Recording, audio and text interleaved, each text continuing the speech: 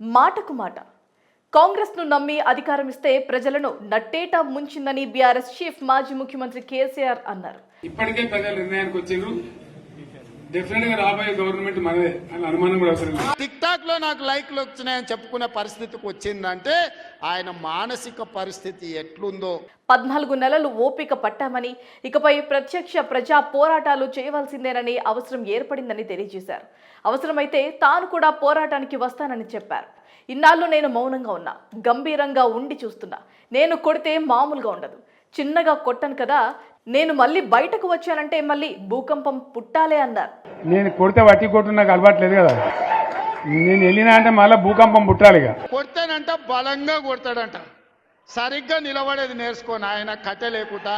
జరాసంఘం నుంచి పాదయాత్రగా వచ్చిన జహీరాబాద్ కు చెందిన 500 మంది పార్టీ కార్యకర్తలు శుక్రవారం ఎర్రవల్లి ఫామ్ హౌస్ లో కేసీఆర్ తో సమావేశమయ్యారు. మరి ఈ సందర్భంగా కేసీఆర్ మాట్లాడారు. ఏడాది గడిచిపోయింది, కాళేశ్వరాన్ని ఆడనే పండబెడుతున్నారన్నారు. పాలమూరు అక్కడనే పడుకుందని తెలిపారు. సంగమేశ్వర, బసవేశ్వర అక్కడే ఉండిపోయాయి. ఒకప్పుడు 1 కోటి ఉన్న భూమి కూడా ఇప్పుడు 50 లక్షలు పలకట్లేదు. భూముల ధరలు పోయాయని అందరూ అంటున్నారు.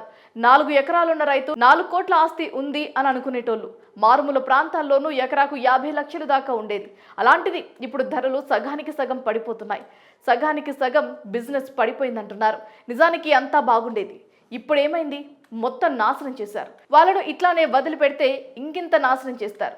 అందుకే ఫిబ్రవరి నెలాఖరులో ఓ భారీ బహిరంగ సభ పెట్టి సర్కార్ను నిలదీద్దాం, అందరూ దానికి కదిలి రావాలే అని పిలుపునిచ్చారు.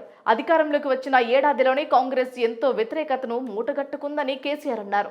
కాంగ్రెస్ వాళ్ళు దొరికితే దొరకటం అన్నట్లుగా పరిస్థితులు ఉన్నాయని తెలియజేశారు. వాళ్ళ దొంగ తెలివికి వాళ్ళ పార్టీ ఓడే పోలింగ్ పెడితే 75% మంది బీఆర్ఎస్ కావాలనుకున్నారు.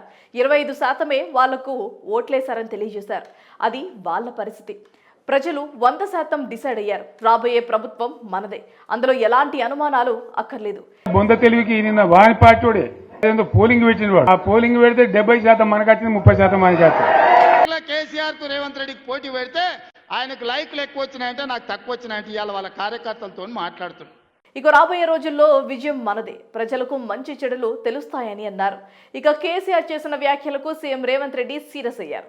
ఈ సందర్భంగా రేవంత్ మాట్లాడుతూ ఫామ్ హౌస్ లో ఉంటూ అక్కడికి వచ్చిన వాళ్లకు సోది చెప్తూ కాదు, దమ్ముంటే అసెంబ్లీలో కూర్చుందూరా అని కేసీఆర్ కు సీఎం రేవంత్ రెడ్డి సవాల్ విసిరారు.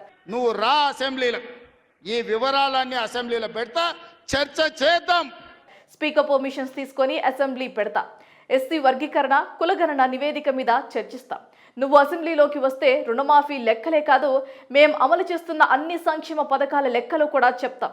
అక్కడే నువ్వా మేమా తేల్చుకుందాం.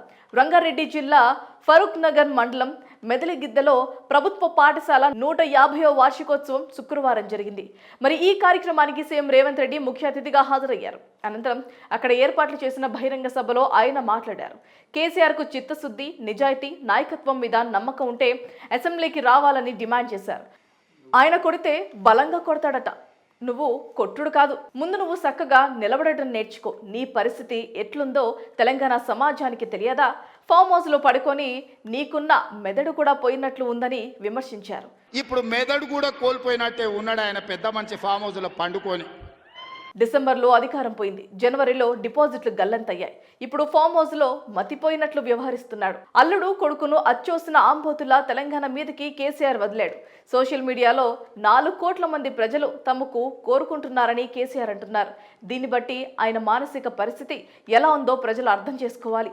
4 కోట్ల మంది ప్రజలు భయపడుతున్నారో లేదో తెలియదు, కానీ కేసీఆర్ మాత్రం అధికారం కోల్పై బాధపడుతున్నట్లుగా రేవంత్ అన్నారు. మేకపోతులాక ఊరు మీద పడి మేస్తా ఉన్నారు నీ కొడుకు నీ అల్లుడు.